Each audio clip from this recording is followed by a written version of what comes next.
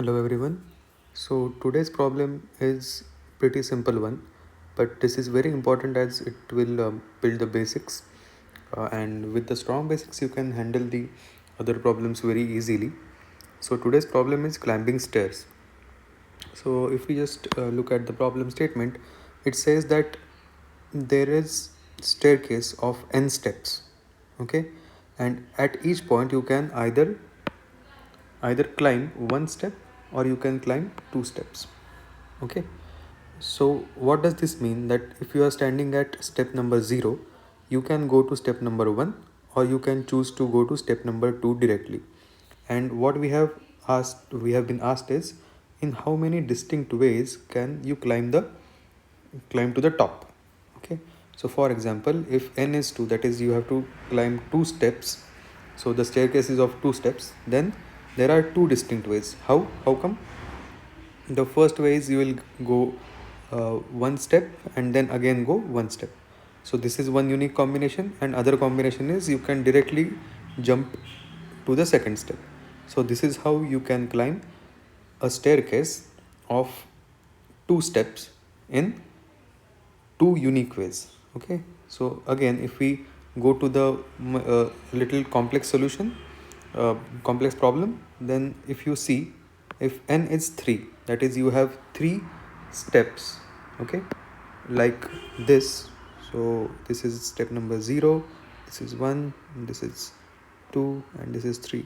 So 0, 1, 2, and 3. So what you can do is you can climb one step, then again one step, then again one step. So you can have this as first way of climbing.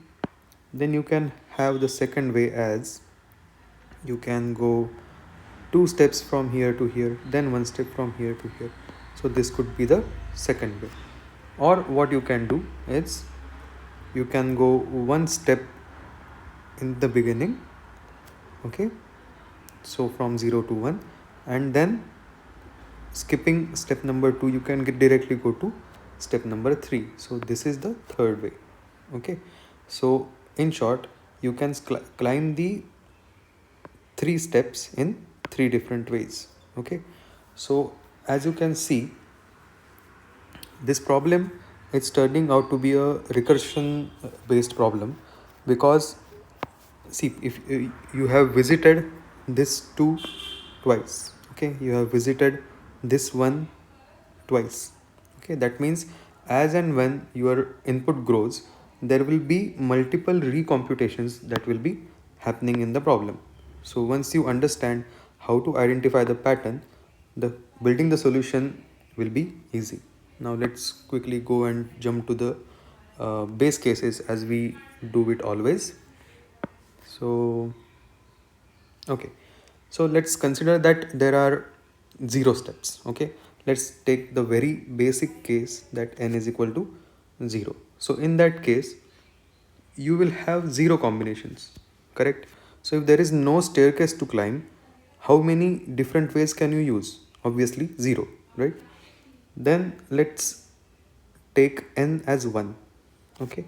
What does this mean? That this is the step number 0 and this is step number 1.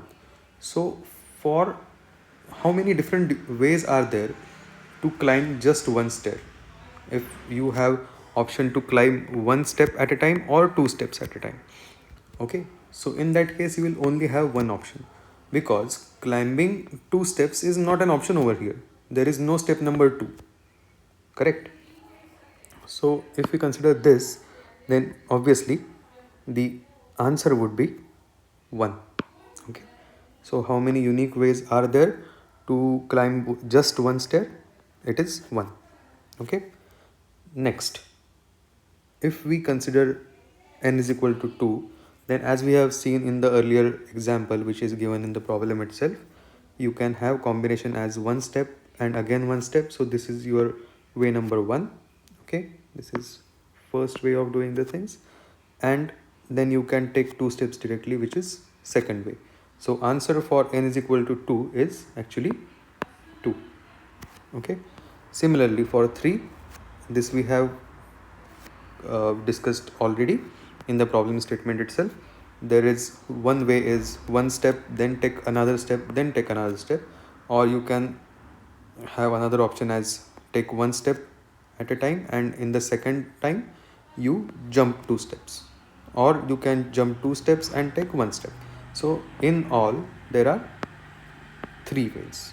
Okay, so if these base cases are clear to you, now we can move to the decision tree. So you will hear this term multiple times called decision tree in case of recursive problems, and it is said, and it is my personal experience as well, that with decision tree things become much more simpler. So let's take an example, a complex one, where n is equal to 5. Okay, so what will happen in this case is, at the beginning n's value is 5. That means you have to climb steps in this direction. 5 will be your final destination. Okay, so from 5 you can either take one step or you can take two steps. Okay, so imagine, so let's try to reimagine this problem in a more decreasing way. So far what we were doing, we first considered the base case as 0, then 1, then 2, then 3. So in a way we were growing, so our solution was actually growing, right? It was not shrinking. But if you have ever learned recursion, then it is said that your solution space or your problem statement should decrease with each and every recursion step that you take. So instead of climbing the stairs from bottom to top, so instead of having this direction, you will reduce the problem in this direction. So our recursion tree will actually start from 5 in this case. Okay, so imagine from 5 you can go one step down, okay, to 4, or you can take two steps down to 3. Correct? From 4 you can take one step down to 3, or you can take two steps down to 2. Okay, then from 3 you can take one step over here or another step over here, so on and so forth. So at the end, from 1 you can take one step down over here to 0. Okay, and there is only this combination in case of 1. Okay, you cannot jump two steps down to step number -1, because step number 1 -1 doesn't exist in real life. Okay, cool. If this part is clear to you, now we can go to the recursive function and how decision tree will help us in finding the right solution. So imagine that you are standing at step number 5. So what options you have? You can go one step down or you can go two steps down. Okay, so if you go one step down, the next step that you have to worry about is 4, and in this case it is 3. Now let's explore the left hand side of the tree first. So from 4 you will again have two options. You can go one step down or you can go two steps down. Okay, if you go down by one step, the solution space decreases to be a 3. Okay, and as we have discussed earlier, for n is equal to 3 we have three options. So let's try to identify if we get three options or not. Okay, so now from 3, one option is this one. Okay, so you can take one step, and from 1 you will go to the step number 0. Correct? So this is one option. Other option is you can take one step and then you can take two steps. Okay, so one step, this option you can see over here, right? The other option is one step then two steps, so you can see this option over here. Okay, and the other option is you can take two steps, so this is two steps, and then you can go to step number 0. So this path is going to be your third option, which we can see over here. Okay, again, so let's assume, let's consider this particular case now. Let's say we are over here. We have to just worry about the two steps now. So for two steps, what all options we have? We can climb down one step, then again climb down another step to step number 0. Okay, so this is going to be your combination number 1. Okay, and other option is, if you are at step number 2, you can directly climb down 2 steps, which is this solution. So this is going to be your solution number 2. So from 2 you are getting these two options. Okay, now let's see if our base case covers that. So in case of 2 you have two options. Okay, so our base case is covered. Again, for this 2 as well, the story will not be any different. It will be same as this 2. Okay, for this one the story will be exactly same as this one, as this one, and this one, and everywhere where you see 1. So story will be exactly same. There is no difference. Okay, so now by far you have seen that how our problem statement gets reduced when we are applying recursion. Okay, so we started with 5, then we reduce our problem to 4, then we reduce our problem to 3, then 2, then 1, then 0. So we essentially followed this particular path till 0. Okay, so now let's put all of the understanding which we have grasped in the previous steps to find a recursive solution. Okay, so what we will do, we will have a helper function. Okay, this helper function will accept one integer, that is that will indicate that at what step you are currently standing on. Okay, and as per our base cases, base case number 0 and 1, what we understand that if n is equal to 0, answer will be 0. If n is equal to 1, answer will be 1. So that is the exact thing which I have mentioned over here.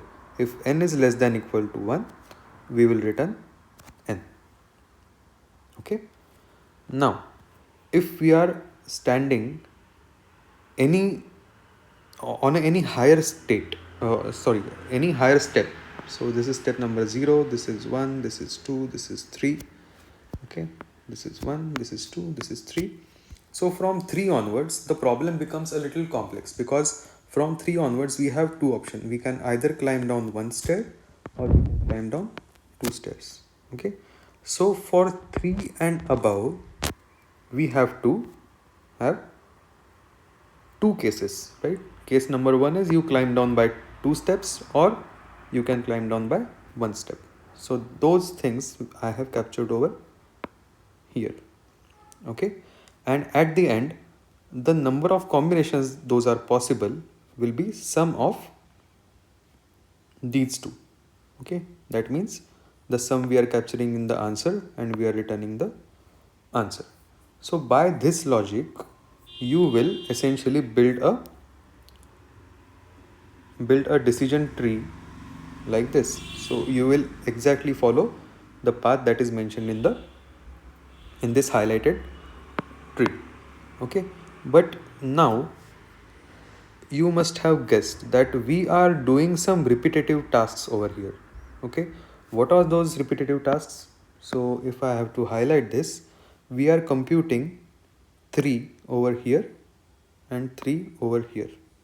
Okay, similarly we are computing 2 over here, 2 here again, here again. So we are doing repetitive work. So now you can see that let's take an example of 2. Okay, so if you see over here, this 2 is yielding two options. Okay, from 2 you can jump one step down, from 1 you can jump one step down to step number 0. So this is going to be path number 1, and you can directly jump 2 steps down. This is going to be path number 2. Similarly for this one, this is going to be your path number 1, and this is going to be your path number 2. So this 2 is essentially no different from this 2. Okay, and this 2 is essentially no different from this 2. That means if I give this function 2 no matter how many times, it will always return me 2 as an answer. Correct? So can we reduce this all of these efforts? And when we talk about reducing the efforts, the clear indication is that we have to use the dynamic programming concepts over here. Now, how to convert any given problem, any given recursive problem into dynamic problem is in 3 steps. Okay. So first thing, what dynamic programming means is you have to store the results as and when they occur into some data structure. So that some data structure will be called as DP. You can call it as cache, you can call it as whatever you want. I call it as DP. Okay. So first thing is defining a DP. Many people use array as DP. However, my preferred way is using hash map. Okay. It doesn't matter whichever you use. The final space complexity would be same. So first thing is defining a DP. Then after the definition of DP is done, you have to store the results as and when they occur. Okay. So for example, I give 1 as an input over here. Then what will happen? The method will return n. That means method will return 1 in this case.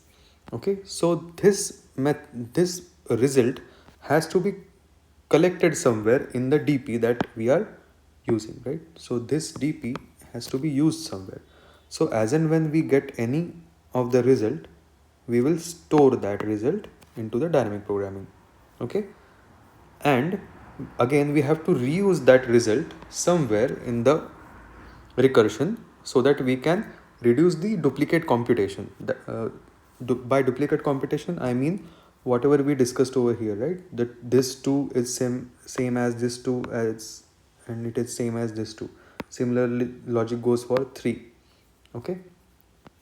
So if I tell you that for any integer k, for any k steps, the solution is x. So again, do you have to compute this ever?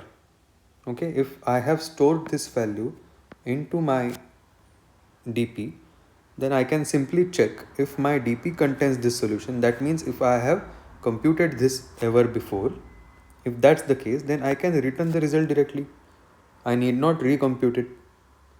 So in essence, at the end of the problem, all you need to do is define a DP. Okay, define a DP, utilize that DP to store the intermediate results and use those intermediate results to optimize your solution. So these are the 3 steps. Okay. So all of these things are clear to you, then you can implement this code and let me know your feedback. Now some of you might also say that this part can be optimized to say I can put 2 over here, because I know from the base cases that for 2 answer is 2, for 1 answer is 1, and for 0 answer is 0. So this thing is also valid. Okay. So whatever codes I'm showing you will guide you through the process, and those can be optimized further, right? And I will leave that up to your best judgment on how to optimize these codes. Okay. Thank you so much for watching the video.